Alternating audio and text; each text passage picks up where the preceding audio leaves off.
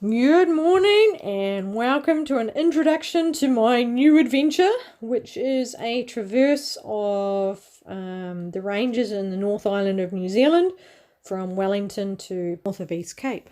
I completed the Pacific Crest Trail in September 2019 and started thinking about what my next adventure was going to be. I'd walked my own country, I'd walked most of the length of Norway, I'd just finished walking from Mexico to Canada, so I wanted something not just distance-wise but more of a challenge.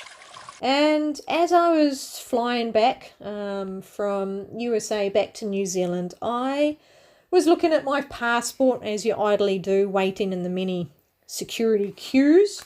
And at the back of our passport is a map of New Zealand. And I noticed a corridor of green going up just off the east of the North Island of New Zealand. And in the back of my mind, I sort of wondered, I wonder if that is possible to link up all of our national parks and forest parks in a continuous through hike.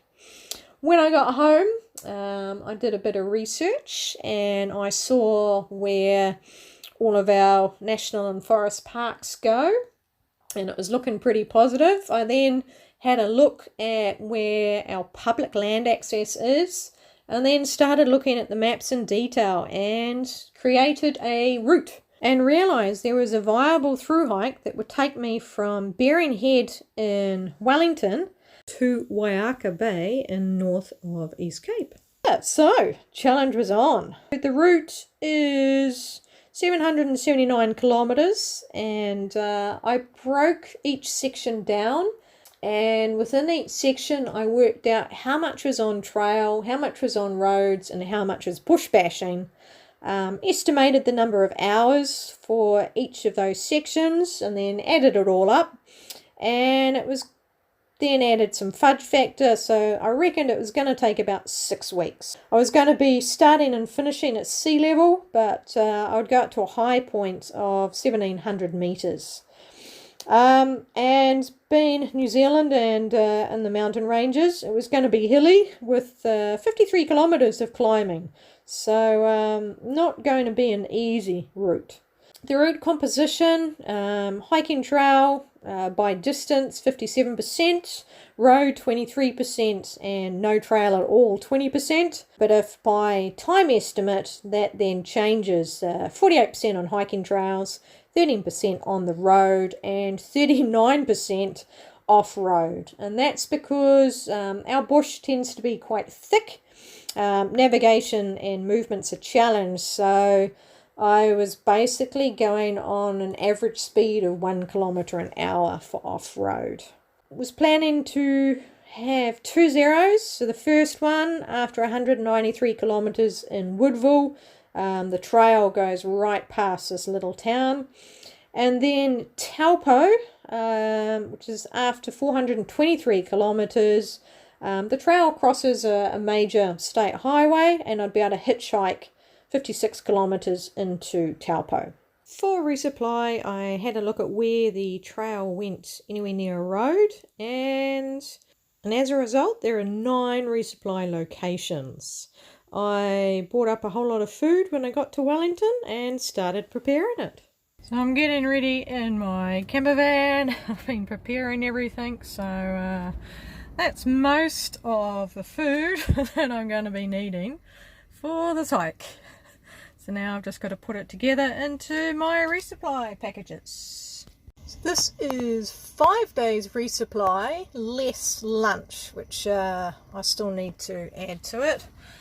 So dinners, so I've got some noodles and tuna.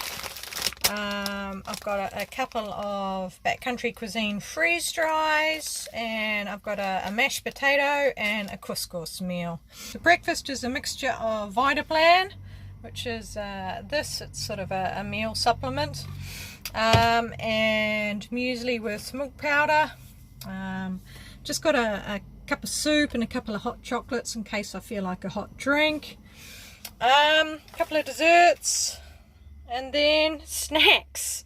And these are all the snacks. So looking at snacking about once every hour or so. That's why I've got a variety of muesli bars, sesame seeds. I always start the day with a Snickers, some nuts, and these are some rice cakes and chickpea cakes. So there you go. There is 5 days, less lunch. Lunch will be tortilla, hummus, cheese and salami. For the shorter legs, and the longer legs will be tortilla and peanut butter.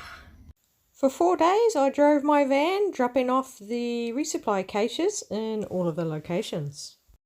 Drove in a lot of very rough, windy, hilly gravel roads to these obscure locations, and then tied my resupply cache up in the trees.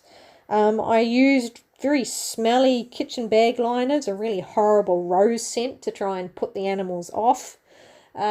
And I tied them in the trees in a way to try and protect them height-wise off the ground from a goat up on its hind leg. And the other dangers were mice, rats, possums, stoats, ferrets. So hopefully this way that I've tied them up will protect them. Once all my resupply packages were in place, I drove back to Wellington and stayed with some friends just for a couple of days to finish preparing my maps and just to recover from the long hours of driving. And then I put my van into storage and my friend Della drove me to the start point. This way, but see ya!